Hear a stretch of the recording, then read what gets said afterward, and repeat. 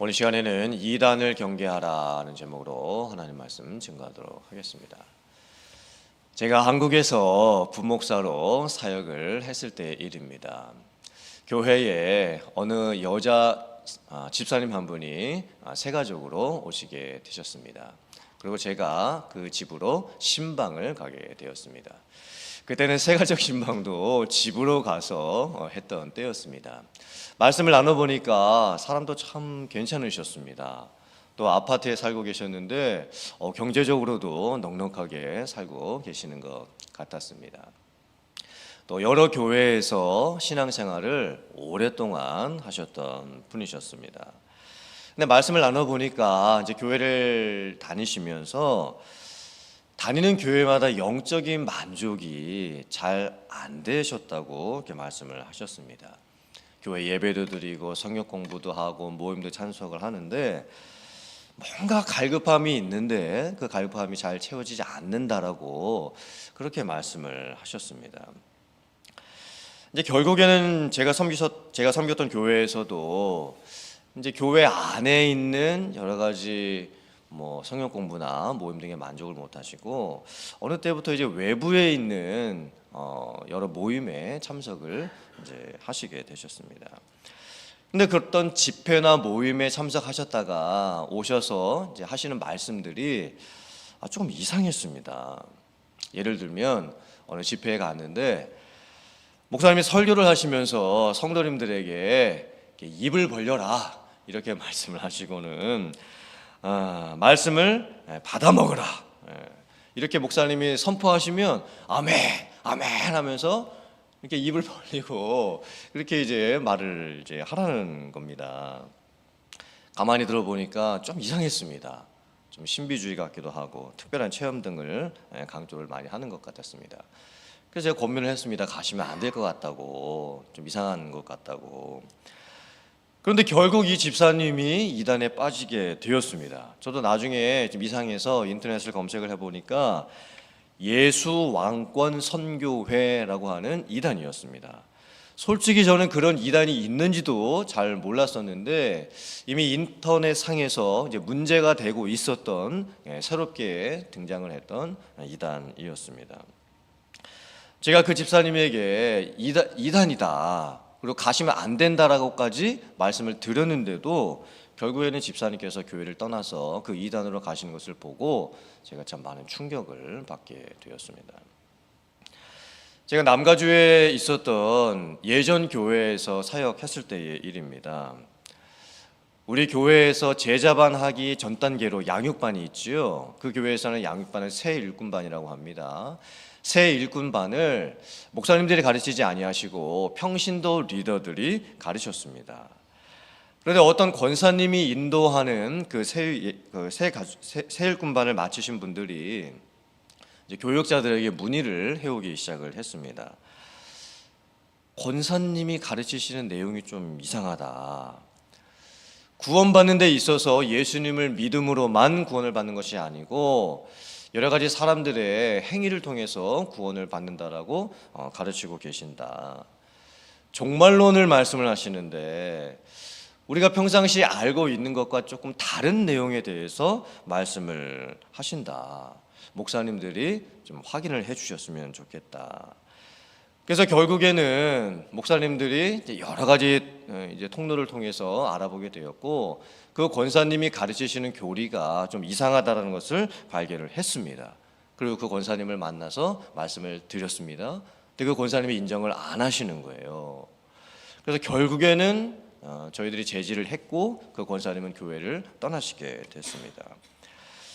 그런데 그 권사님이 교회 근처에다가 사무실 하나를 얻으셔서 신부 수업이라고 하는 성경 공부 모임을 시작하시게 됐습니다. 교회에서는 그걸 또 알게 되었고 신부 수업이라고 하는 곳에 가시면 안 된다라고 성도님들에게 광고를 했습니다. 그런데도 가시는 성도님들이 있었습니다. 심지어는 한 1년 전쯤에 우리 노회에 소속되어 있는 어느 교회 담임 목사님으로부터 저에게 전화가 걸려왔습니다. 목사님이 예전에 남가주 그 교회에 계셨으니까 그 교회에서 만들어진 이 신부 수업이라고 하는 곳을 알고 계실 것 같아서 전화를 드립니다. 저희 교회 어느 성도님 중에 한 분이 그 신부 수업에 다녀오신 분이 계시는데 이 신부 수업이라고 하는 곳이 어떤 곳인지, 가도 되는 곳인지 여쭤보고 싶어서 전화를 드렸습니다. 이렇게 저에게 말씀을 하시는 거예요. 그 교회가 리버사이드에 있습니다. 아니 어떻게 이 신부 수업이라고 하는 곳이, 벌써 제가 그 교회를 떠난 지가 7년이 넘었고 어떻게 소문이 리버사이드까지 가가지고 거기에서부터 이 신부 수업에 가시는 분이 있는지, 와, 제가 그때 또 한번 적지 않은 충격을 받았습니다. 이단이라는 것이 참 무섭습니다. 목사님들 생각에는 어떻게 성도님들이 저런 곳에 가실 수 있을까 생각이 드는데, 성도님들 중에는 정말 그런 곳에 가시는 분이 계십니다. 초신자가 가면 어쩔 수 없다 좀 생각이 드는데, 신앙생활 오래 하셨던 분들이 이단에 빠지는 것을 보면 참 이단이 무섭습니다. 신천지 이단이 한국뿐 아니라 지금 미국에 있는 한인교회들을 공략하는 것을 보면 얼마나 치밀하게 오랫동안 준비해서 또 티가 나지 않게 교회를 공략하는지 모릅니다. 이단의 문자적인 의미가 끝이 다르다는 뜻이지요. 이단의 말과 교리를 들어보면 그 모습을 처음에는 감추고 있습니다. 그래서 무엇이 잘못됐는지를 잘 모릅니다. 철저하게 위장하고 있습니다. 속이고 있습니다. 또 이단들이 가르치는 성경 공부 모임들을 보면 기존 교회에서 가르쳐주지 않는 신기하고 독특한 성경풀이를 하기 때문에 성경을 잘 모르는 성도님들 입장에서 혹하고 빠져들 수가 있습니다. 관계적으로도 얼마나 잘해주는지 모릅니다. 그러면서 사람을 천천히 포섭을 하는 거죠. 그리고 나서 걸려들었다 생각을 하면 그때 본색을 드러내는 겁니다.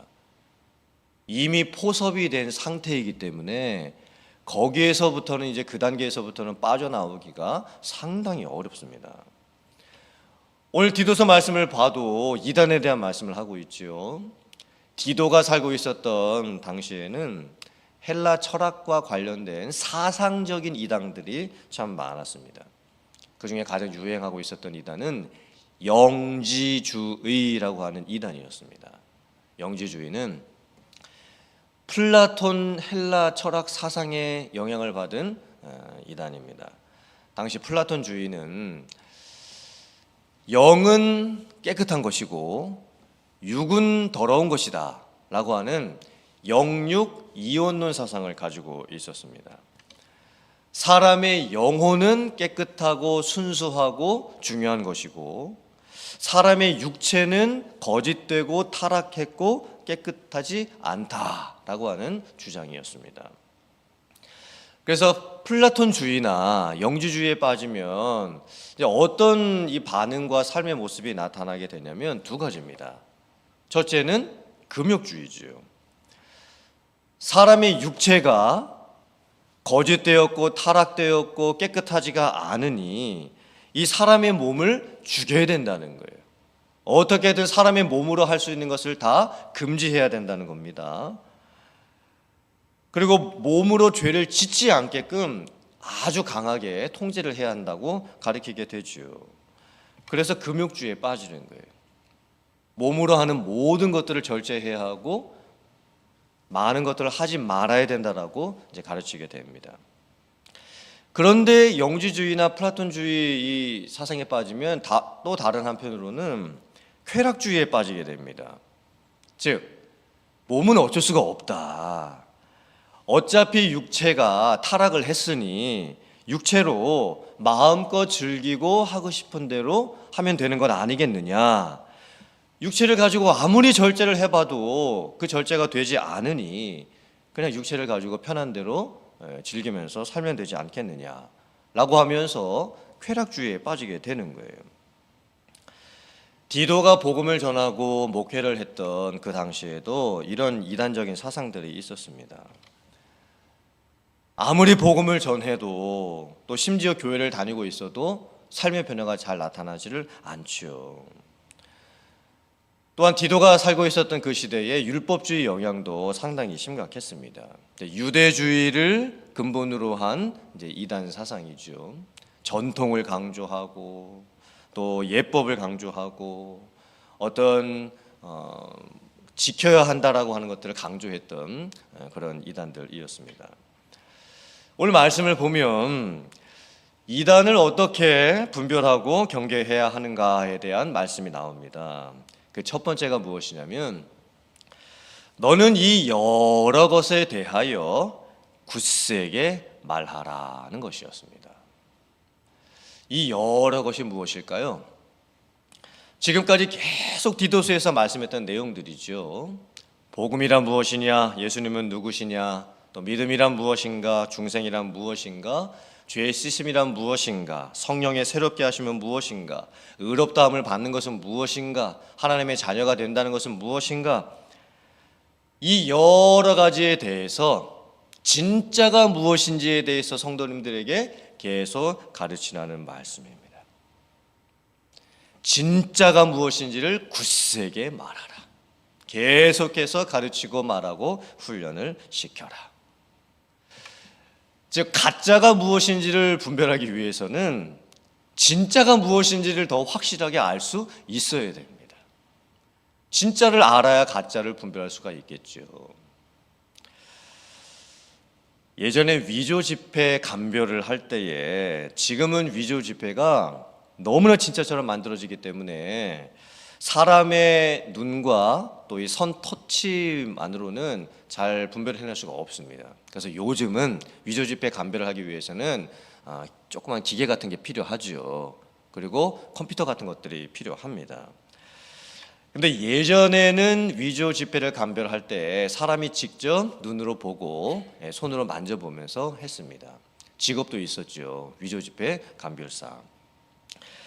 위조 지폐 감별사를 이제 훈련할 때에 가장 중요하고 많이 반복하는 훈련은 진짜 지폐를 수도 없이 보고 만져보는 것입니다. 그러면 나중에 가짜 지폐를 보고 만져봤을 때 진짜를 평상시에 너무나 많이 보고 만져봤기 때문에 금방 위조 지폐를 감별할 수가 있다고 합니다. 진짜를 알면 가짜를 알 수 있다. 사실 가짜를 다 아는 것도 힘든 겁니다. 우리 교회 일대 담임 목사님이신 서춘호 목사님께서 교회와 이단이라는 책을 쓰셨죠. 그 두께 보셨습니까? 책 두께가 이렇게 두껍습니다. 저도 솔직히는 처음부터 끝까지 다 못 읽어봤습니다. 얼마나 많은 이단들이 있고 얼마나 많은 이단들의 그런 교리적인 잘못된 내용이 있으면 성경책보다 더 두껍습니다. 이단에 관련돼서 쓰신 책 내용이. 그 책 내용을 다 읽기도 어렵습니다. 아마 성도님들에게 각종 이단들이 무엇이며 각종 이단들이 주장하고 있는 교리의 잘못된 내용들이 무엇인지를 가짜가 무엇인지를 다 가르쳐 주는 것도 못합니다. 왜냐하면 그 내용이 너무나 많기 때문입니다. 그럼 더 중요한 게 뭘까요? 가짜를 가르쳐 주는 것보다 진짜가 무엇인지만 계속해서 가르쳐 주는 겁니다. 진짜를 계속해서 성도님들에게 설교를 통해서나 성경 공부를 통해서나 아니면 무슨 세미나를 통해서 말씀을 드리는 거죠. 더 중요한 것은 무엇이냐면 본인이 직접 하나님의 말씀을 보고 또한 읽고 묵상하고 말씀의 뜻을 분별할 줄 아는 능력을 키워내는 것입니다. 본인이 직접 어떤 말을 들었을 때 자기가 말씀 위에 굳게 서 있어서 이거 좀 이상한데? 라고 하면서 스스로 말씀을 찾아보고 분별할 수 있는 것, 그것이 가장 중요하겠죠. 또 오늘 말씀을 보면 이단들을 경계하는 방법 두 번째가 나옵니다. 이단들과 만났을 때 이단들의 어리석은 변론을 같이 나누지 말고 다툼을 피해라. 이단이 무엇이 옳고 그른지에 대해서 서로 주장하면서 토론하지 말아라. 무익한 것이다. 헛된 것일 뿐이다. 이단을 만나거든 한두 번 훈계한 후에 멀리하라. 이제 한두 번 만나보고 나서 말씀을 나눠보고 이상하다 싶으면 그냥 멀리 하라는 거예요. 이게 정말 맞는 말씀입니다. 이단들은 자기 자신들의 교리를 포교할 때에 아주 구체적인 훈련을 받습니다. 상대방에게 어떤 질문을 하고 어떤 대답이 들어오면 다시 또 어떤 질문을 연달아서 하고 이럴 때는 이렇게 대처하고 아주 구체적으로 포교 훈련을 받고 이제 사람들을 포섭벌어져 나가게 되는 거예요. 그래서 교회를 다니는 저희들도 어설프게 이단들과 만나서 교리적인 논쟁을 했다가는 혹 저희들이 더 그분들의 말에 설득을 당하게 될지도 모릅니다. 이단들은 경계하고 조심하고 한두 번 말을 나눈 후에 이단이다 싶으면 멀리 해야 합니다. 그것이 우리의 믿음을 지킬 수 있는 방법입니다. 오늘날 우리들이 살고 있는 이 시대적 환경을 보면 사상적인 이단들 말고도 우리의 문화 속에 침투해 있는 여러 가지 세상의 잘못된 이론들이 너무나 많습니다. 심지어는 학교에서도 성경에 위반되는 잘못된 사상들을 가르쳐주는 문화에 침투해 있는 그런 잘못된 모습들이 너무나 많은 시대를 살아가고 있습니다. 그래서 우리는 분별할 수 있어야 됩니다. 오늘 말씀 여러분들께서 잘 말씀에 새기시고 먼저는 여러분들 스스로가 복음과 말씀과 진리 위에 굳게 설 수 있기를 간절히 바랍니다. 그리고 진짜를 아시고 가짜를 잘 분별함으로써 이 세상 가운데에서 하나님의 말씀 가운데 흔들리지 아니하고 든든하게 살아갈 수 있는, 또 여러분들의 신앙을 지켜갈 수 있는 성도님들 다 되실 수 있기를 주님의 이름으로 축원합니다. 아멘.